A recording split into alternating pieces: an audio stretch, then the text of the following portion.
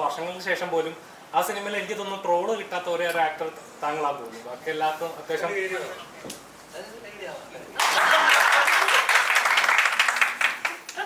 അപ്പം അത്ര ഡെഡിക്കേറ്റഡ് ആയിട്ട് ഒരു കഥാപാത്രം ചെയ്തത് ആ കഥാപാത്രത്തെ റീച്ച് ആവുകയും ചെയ്തു. അപ്പോൾ അതേപോലത്തെ കഥകൾക്ക് വേണ്ടി വെയിറ്റ് ചെയ്യാതെ കമ്മിറ്റ് ചെയ്തുകൊണ്ട് ഇങ്ങനെ തീർത്ത് പോവുക അങ്ങനെ ഇതാണോ? അതേപോലത്തെ കഥകൾ വരുന്നുണ്ടോ?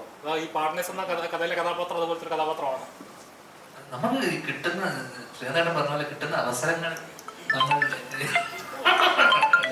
അങ്ങനല്ലേ വല്ലപ്പോഴും ഇങ്ങനെ അവസരങ്ങൾ ഇങ്ങനത്തെ അവസരങ്ങൾ എനിക്കെന്ന് വെച്ചാൽ അവസരങ്ങൾ കൂടിക്കൂടി വരുന്നു. അപ്പോൾ പിന്നെ നമ്മള് പലപ്പോഴും ഇതൊക്കെ നമ്മള് ഞാൻ പല സ്ഥലത്തായിട്ട് പറഞ്ഞിട്ടുണ്ട്. ഒരു ഏട്ടന്റെ സിനിമ ആയതുകൊണ്ടാണ് ഞാൻ ചെയ്തത്. കഴിഞ്ഞ കുറച്ച് അങ്ങനെ നോക്കുമ്പോൾ കഥ ഇഷ്ടപ്പെട്ട് ഞാൻ അവസാനമായിട്ട് ചെയ്ത സിനിമയാണ് ഏതാന്ന് ചോദിക്കും. എനിക്ക് ആലോചിക്കണം.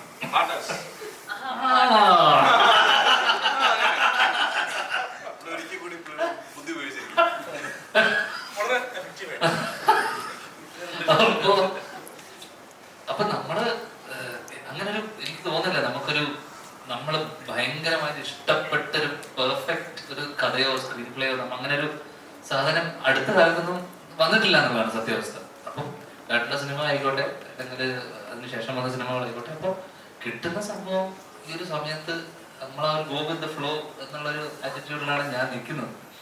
അപ്പം പ്രത്യേകിച്ചൊരു ആക്ടിങ് പ്ലാനോ അല്ലെങ്കിൽ ഒരു കരിയർ പ്ലാൻ ഇല്ലാത്ത ഒരാൾക്ക് എന്ത് സിനിമയും അല്ലെങ്കിൽ എന്തും ചെയ്യാം എന്നുള്ളതുകൊണ്ട് അല്ലെ, ബോണസ് എന്ത് കിട്ടിയാലും ബോണസ് അല്ലേ.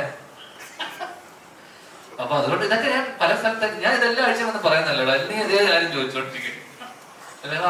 ഓരോ സ്ഥലത്ത് വരുമ്പോഴും എപ്പോഴും ചോദിക്കുന്നത്. അപ്പം കിട്ടുന്നത് ഇപ്പൊ എനിക്ക് ഇതിനെ സംബന്ധിച്ചിടത്തോളം ഈ ഒരു ഐഡിയ നവീൻചേട്ടൻ ഇത് ആദ്യമായിട്ട് പറഞ്ഞപ്പോ ഇങ്ങനൊരു സംഭവം അല്ലെങ്കിൽ ഒരു സാധനം അല്ലെങ്കിൽ ഇതൊരു ഞാൻ ഇതിനെപ്പറ്റി ഒരു ന്യൂസ് ആയിട്ട് ഞാൻ പേപ്പറിൽ വായിച്ചിട്ടുള്ളൊരു സംഭവം. അപ്പൊ ഇങ്ങനൊരു ഇതിനൊരു വാർത്തയായിട്ടൊരു പേപ്പറിൽ ഞാൻ കണ്ടത് കുറച്ച് മുന്നേ കണ്ടപ്പോ ഇതൊരു സിനിമയാക്കാനുള്ള സാധ്യതയും ഇത് ഞാൻ ചിന്തിച്ചിരുന്നു. ഇങ്ങനെ ഒരു സാധനം കഥയായിട്ട് വരുവാണ്, സിനിമയായിട്ട് വരുവാണ്, ഭയങ്കര ഇൻട്രസ്റ്റിംഗ് ആയിരിക്കും എന്ന് എനിക്ക് തോന്നിയിരുന്നു അന്ന് ഈ വാർത്ത ഞാൻ ആദ്യമായിട്ട് പേപ്പറിൽ കണ്ടപ്പോൾ. അത് കഴിഞ്ഞ് എനിക്ക് തോന്നുന്നു കുറച്ച് മാസങ്ങൾക്ക് ശേഷമാണ് ഞാൻ ഇങ്ങനെ ഒരു കഥയായിട്ട് വരുന്നത്. ആ സംഭവം ഭയങ്കര ഇൻട്രസ്റ്റിംഗ്.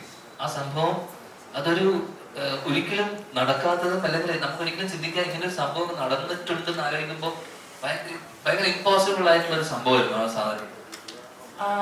അത് കേട്ടപ്പോൾ എനിക്ക് തോന്നി നവീൻചേട്ടന്റെ ഈ സിനിമ കൊണ്ടുള്ള പേർപ്പസ്, ഒരു സിനിമക്ക് ഒരു പേർപ്പസ് ഉണ്ടാവില്ല, എന്താണ് സിനിമ കൊണ്ട് നവീൻചേട്ടൻ ഉദ്ദേശിക്കുന്നത്.